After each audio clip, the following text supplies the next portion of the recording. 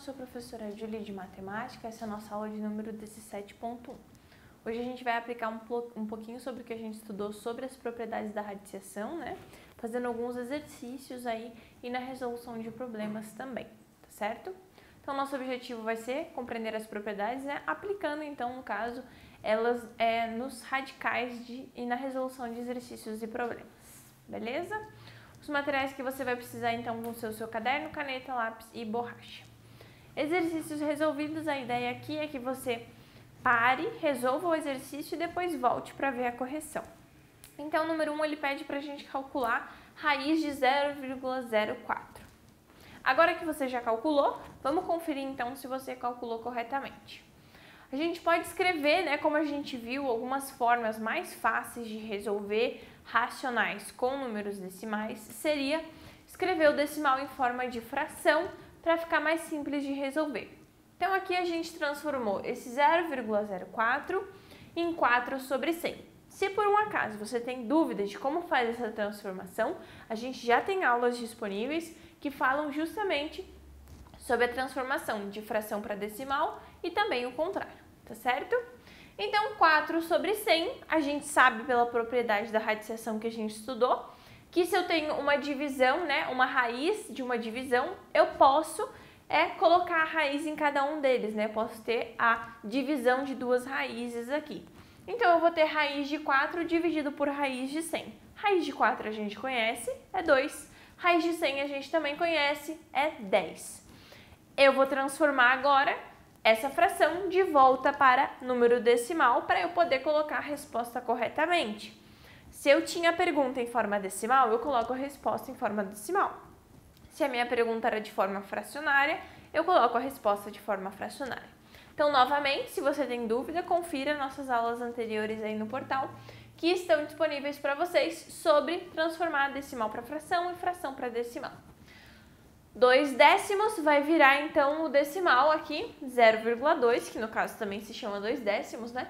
Então, a resposta da raiz de 0,04 é 0,2, ok? Letra B agora. Letra B é raiz quadrada de 25 sobre 9, ou 25 nonos. Vamos conferir se o cálculo que você fez está certo. 25 sobre 9, a gente sabe que a gente pode, então, dividir essa fração aí, né? Essa raiz. Eu vou ter, então, raiz de 25 dividido por raiz de 9. Isso vai me resultar, então, em 5 terços, ok? Raiz de 25 é 5, raiz de 9 é 3. 5 terços, não preciso transformar em decimal, porque a minha pergunta já foi feita em fração, ok? Letra C agora, a gente tem aqui raiz de 252. Então, o que a gente vai fazer para encontrar a raiz de 252? A gente tem a nossa fatoração, que é o que a gente vai utilizar aqui. Então, 252 eu inicio pelo número par, né? Pelo primo par 2. 252 divididos por 2 vai resultar em 126. Eu ainda consigo dividir por 2, então segue 2 aqui. 126 divididos por 2 dá 63. 63 não dá mais para dividir por 2. Eu vou para o próximo número primo, que nesse caso é o 3. 63 divididos por 3 dá 21. 21 divididos por 3 dá 7.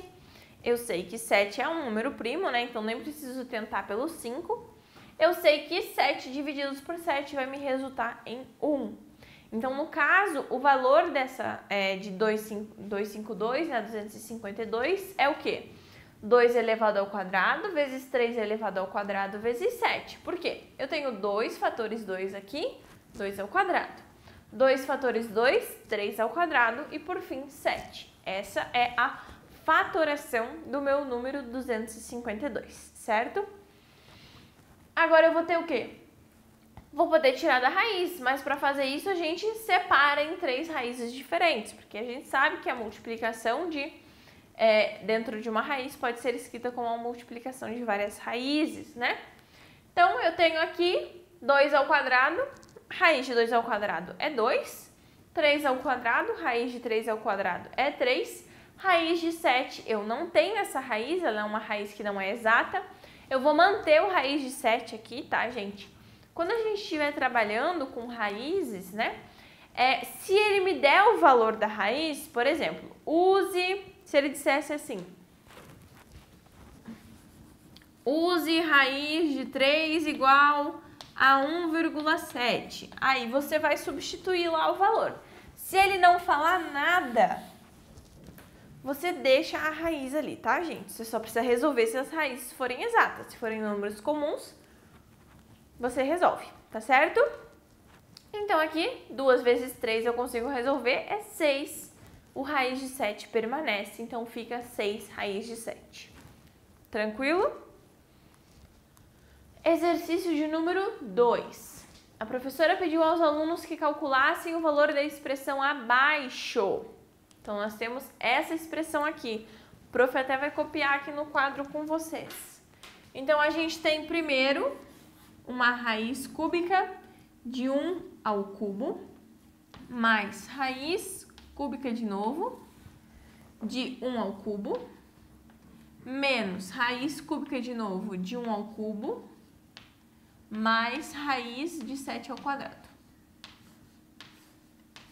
Certo? Esse 2 só ficou meio feio, mas aqui, 7 ao quadrado. Certo? Essa é o probleminha que a professora deu para os alunos resolverem. E aí tá aqui. Daniel fez desse primeiro modo e Fernanda fez desse segundo modo. Olha só. Daniel fez assim, ele simplificou aqui todos os expoentes com as raízes e aí tirou todos os números. 1 mais 1 menos 1 mais 7. Esse foi o resultado dele, que ele chegou então em 8. Agora, Fernanda fez como? Foi fazendo de trás para frente. Raiz de 7 ao quadrado ela tirou, é 7. Aí ficou 1 ao cubo, né? 1 ao cubo tanto faz, é 1. Ela fez assim, vamos copiar o da Daniela aqui. Meu Deus, não é Daniela, gente, é Fernanda que eu tô viajando. É que o menino é Daniel, né? 1 ao cubo eu não preciso ficar escrevendo 1 ao cubo, né, gente? A gente sabe que 1 ao cubo é 1. Aqui. Então aqui ela resolveu 7 ao quadrado, ficou 7, ficou 1 mais 7. 1 mais 7 é 8. E aí raiz cúbica de 8 a gente sabe que é 2. E aí eu tenho aqui 1 menos 2. Certo? Aí ele pede para eu calcular. 1 menos 2 vai ser menos 1. Eu sei que raiz cúbica de menos 1 é menos 1. E aí eu tenho raiz cúbica de 1 menos 1. Eu tenho, então, 0. Foi isso que a Fernanda fez. E o Daniel foi o que eu falei. Ele fez direto aqui, né? Ele cortou esse com esse, esse com esse, esse com esse. E esse com a raiz. E ele ficou com 1 mais 1 menos 1 mais 7. Que deu como resultado 8. Aí o problema nos pergunta, algum deles acertou? Quem? Analise você qual dos dois está correto. A análise aqui para baixo ou esse resultado aqui de cima. É meio óbvio, né, que quem acertou foi a Fernanda, né? Aqui em cima ele não utilizou nenhuma das propriedades que a gente estudou. Eu não posso sair cortando os expoentes com os números dessa maneira. Quem acertou então foi a Fernanda, né, gente? É bem claro ali que você tem que fazer aquele passo a passo, devagarzinho, para chegar no resultado correto, ok? Número 3 agora. Dividindo o índice do radical e o expoente do radicando por um mesmo número diferente de 0, simplifique os radicais. Então, aqui a gente tem a letra A e a gente tem a letra B. A letra A aqui, deu um probleminha aqui, mas ó, a letra A a gente tem raiz com índice 15 de 2 elevado na quinta. Aí ele pede para eu dividir os dois valores por um mesmo número para que eu tenha um radical mais simples. Que número que eu consigo dividir 5 e 15? Eu consigo dividir os dois por 5, né? Divididos por 5, os dois valores vão me resultar então em raiz cúbica de 2 somente, né? 15 divididos por 5 resulta em 3, 5 divididos por 5 resulta em 1. Então, por isso que eu fico com raiz cúbica de 2, ok? O 1 é o expoente do 2, né, gente? Tá certo? Agora, a letra B, eu tenho raiz de 14, né? O índice é 14, 3 elevado na 7ª potência. Aí eu tenho que descobrir que número eu consigo dividir tanto por 14 quanto por 7 para simplificar essa fração. Essa fração não, essa raiz, era isso que eu ia falar agora. Isso aqui, gente, se assemelha muito a simplificar frações, né?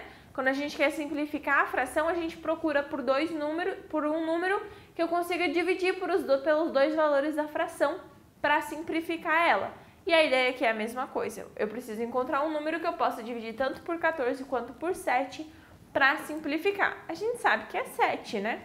Então, eu vou dividir os dois valores por 7. 14 divididos por 7 dá 2 e 7 dividido por 7 dá 1. Por que não tem nenhum número aqui na minha resposta?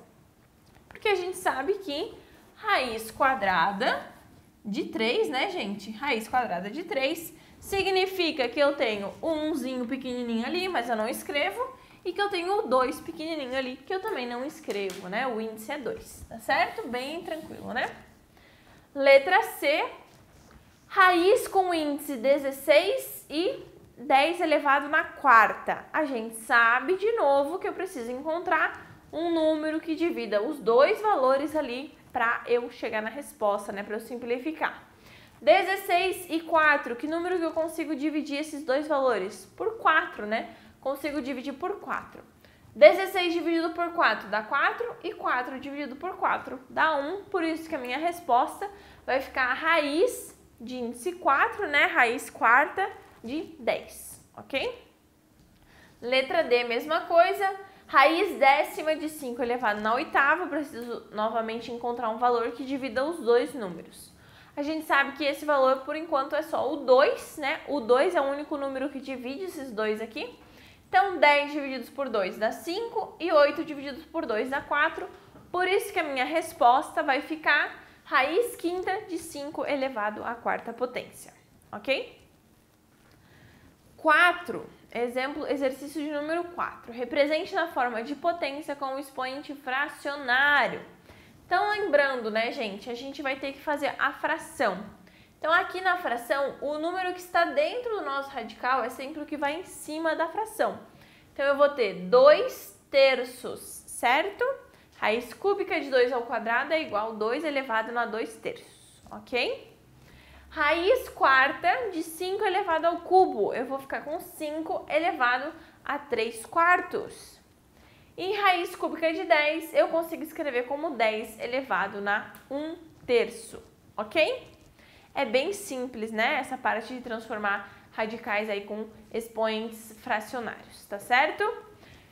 Gente, não esqueçam de fazer os exercícios, de revisar todo o conteúdo que vocês têm disponível. Eu espero que essa aula de exercícios e atividades aí tenha ajudado você a aplicar melhor os conhecimentos que a gente estudou nas aulas anteriores sobre radiciação.